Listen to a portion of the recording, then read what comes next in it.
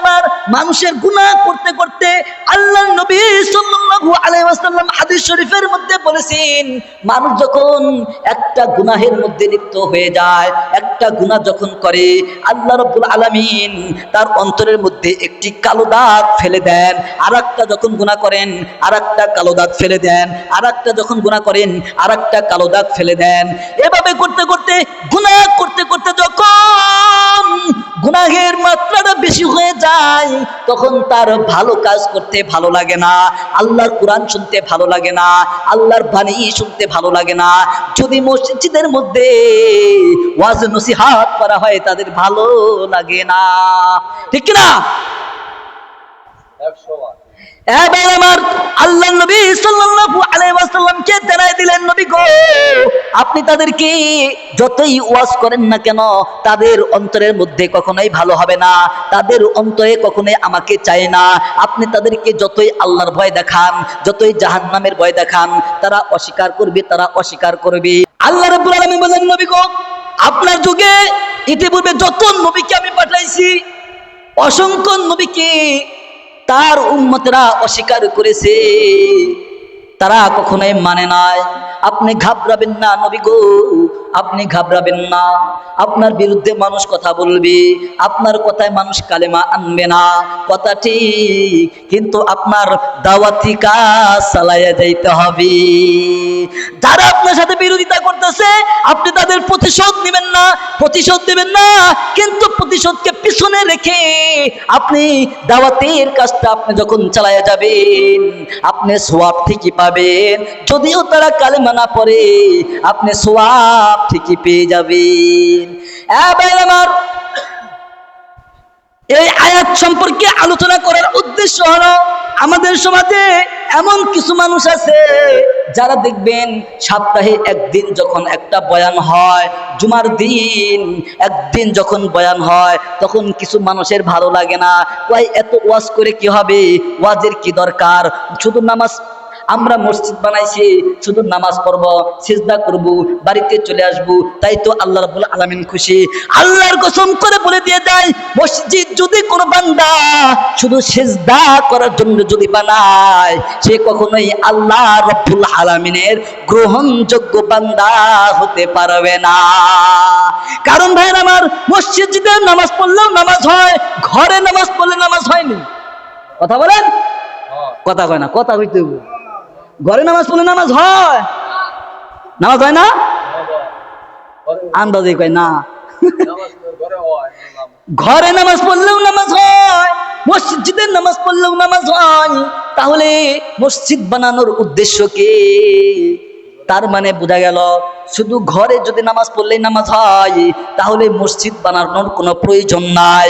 এ ভাইরা আমার, যদি মসজিদকে যদি আপনারা সিজদার স্থান যদি মনে করেন, তাহলে আল্লাহর নবী সাল্লাল্লাহু আলাইহি ওয়াসাল্লাম এই মেম্বারের ব্যবস্থা করতেন না, আল্লাহর নবী সাল্লাল্লাহু আলাইহি ওয়াসাল্লাম এই মেহরাবের ব্যবস্থা করতেন না, আল্লাহর নবী সাল্লাল্লাহু আলাইহি ওয়াসাল্লাম জুমার নামাজের জন্য খুতবাকে ওয়াজিব বলে ঘোষণা করতেন না, ঠিক না? আমার যারা বয়ানের বিরোধিতা করে, যারা বলে এত ওয়াজের কি দরকার, এত ওয়াজ শোনার কি প্রয়োজন, আপনি যদি একটু খোঁজ করেন, তার বাড়িতে যাবেন, বাড়িতে যাওয়ার পর দেখবেন দিন কি দিন ভর তার ঘরে টিভি চলতেছে, নর্তকীদের নাচ গান চলতেছে, অথচ একদিন যখন মসজিদে বয়ান করা হয় তখন তাদের মাথা ব্যথা শুরু হয়ে যায়। আছে না নাই? আপনাদের সমাজের মানুষ অনেক ভালো, আলহামদুলিল্লাহ। আমাদের সমাজে, আমাদের এলাকার সমাজের কথা বলতেছি, আমাদের সমাজের মানুষ এরকম আছে যে দেখবেন ঘরের মধ্যে দিন কি দিন ভর রাত ভর টিভি চলতেছে, স্টার জলসা চলে, আর মসজিদে যখনই একটু আল্লাহ তাআলার শানে একটা গজল বাজানো হয়, যখনই একটু আল্লাহর কোরআনের কথা শোনানো হয়, তখন তারা বলে কি বিচার গান শুরু হয়ে গেছে। আমার চোখের সামনে আমার সাথে একদিন তর্ক হয়েছিল, আমার এলাকার কথা কইতেছি, কি বাজাও, গান বাজনা বাজাও, বিচার গান বাজাও, এরকম করে কইতেছে। বিচার গান বাজাতে পারো না, এগুলা বাদ দিয়া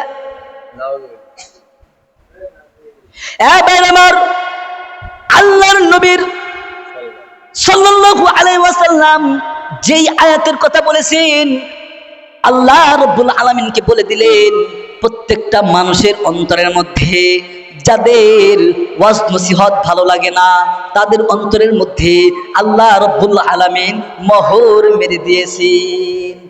ওই সমস্ত ব্যক্তিদের যারা ওয়াজ ভালো লাগে না, নসিহত ভালো লাগে না, যখন মসজিদের মধ্যে মানুষকে ডাকাডাকি করার জন্য, যখন মানুষকে ডাকাডাকি করার জন্য, নামাজে আনানোর জন্য যখন ডাকা হয়, তখন যাদেরকে ভালো লাগে না, আল্লাহ রাব্বুল আলামিন তাদের অন্তরের মধ্যে মোহর ঢেলে দিয়েছেন। কারণ তাদের এই শব্দটা হাইয়া আলাস সালাহ, হাইয়া আলাল ফালাহ, আস-সালাতু খায়রুম মিনান নাওম, এই কথাগুলো তার ভালো লাগে না। এই যুবক ভাইরা, আমি তোমাদেরকে বলবো, শুধু কালেমা পড়লেই মুসলমান হয় না। কালেমা তো আব্দুল্লাহ ইবনে উবাই ইবনে সুলুল পড়েছিল, কিন্তু সে কখনোই আল্লাহর রাসূল সাল্লাল্লাহু আলাইহি ওয়াসাল্লামের গ্রহণযোগ্য উম্মত হতে পারে নাই, ঠিক কিনা? কালেমা অনেকেই পড়ে, কালেমা অনেকেই পড়ে, কিন্তু আল্লাহ রাসূল সাল্লাল্লাহু আলাইহি ওয়াসাল্লামের আদর্শের মধ্যে অনেকেই থাকতে পারে না। এই জন্য এই ভাইবেন না যে আমি কালেমা পড়ছি আমি মুসলমান হয়ে গেছি, আমি কালেমা পড়ছি আমি মুসলমান হয়ে গেছি, আমার আর কিছু করার দরকার নাই, নামাজের দরকার নাই, জিকিরের দরকার নাই, ঠিক আছে না? কিছুই দরকার নাই। সে মুনাফিকের কাতারে। কিসের কাতারে? মুনাফিকের কাতারে। এই যে আমার মতো পাগড়ি, আব্দুল্লাহ ইবনে উবাই ইবনে সুলুল এভাবে পাগড়ি পড়তেন, আমার মতো দাড়ি রাখছিল, আল্লাহর নবীর সাথে উঠে বসে খায়, সব কিছু আল্লাহর নবীর সাথে, কিন্তু তলে তলে আল্লাহর নবীর বিরোধিতা করে। আল্লাহর নবীর কোরআনের কথা ভালো লাগে না, কাফের বেঈমানদের কাছে যায় বলে আমি তো তোমাদের দলই, আমি তো তোমাদের দলই, আমি শুধু মুসলমানদের সাথে একটু হাসি ঠাট্টা করি, এতটুকুই, আমি মূলত তোমাদের দলই। আবার যখন আবু বকর, হযরত উসমান, হযরত আলী রাদিয়াল্লাহু তাআলা আনহু বলে যে তোমরা ঈমান আনছো নাকি?